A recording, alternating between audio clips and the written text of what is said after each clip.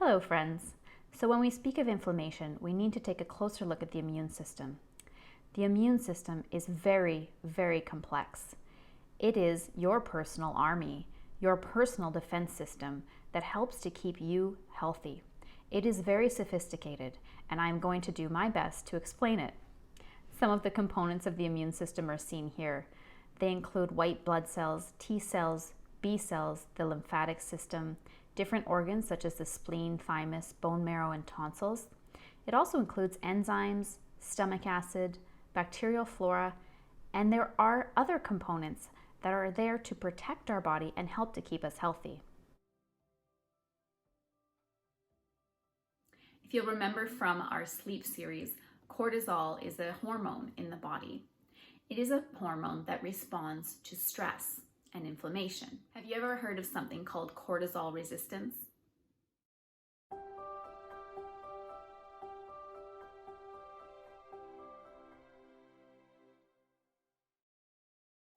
We start to see cortisol resistance in the body when there is prolonged stress and inflammation. Cortisol resistance occurs when we have a chronic state of inflammation in the body. The body becomes so used to being in a chronic state of defense that the body starts to ignore the levels of cortisol that are already there, trying to control the inflammation. Have you ever seen a car or someone walk by your house so many times, and they do it every day, you just don't even notice it anymore? That's kind of what cortisol resistance is like.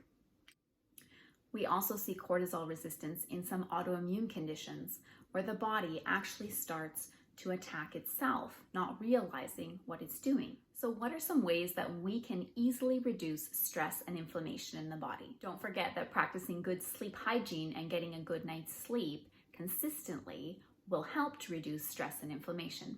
But there are a few other things that we can do as well. As a pharmacist, I'm somewhat skeptical sometimes of different supplements or vitamins until I actually see that there is evidence that they do work. I don't like to see people waste their money on things that are not necessarily helping them just because they've read about it or heard about it somewhere.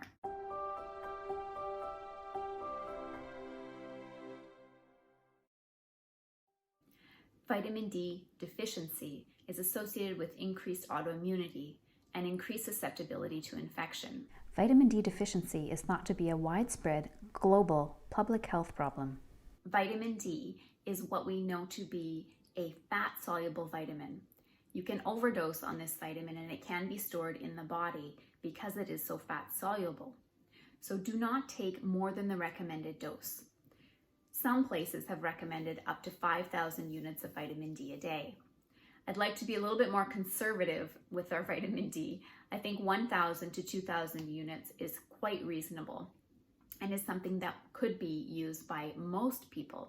But please speak with your physician or pharmacist before proceeding.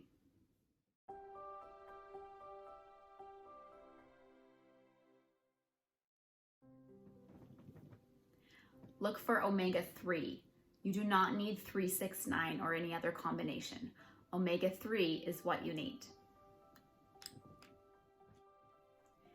It's always best if we can get these nutrients from our diet. And if you are able to eat fresh fish weekly, that would be ideal. Most of us are not doing that currently though. So an omega-3 supplement is something that would be worth considering. There's some great things about omega-3. Omega-3 has been proven to help reduce anxiety levels, it improves depression, and it reduces the incidence of depression. It also reduces the active level of pro-inflammatory cells in the body. It's one of the very few supplements that I consistently recommend.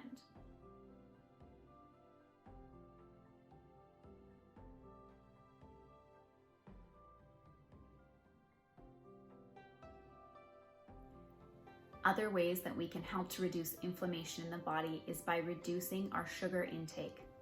Remember, this happens one day at a time, one meal at a time. Try to eat a diet that is rich in colorful whole foods.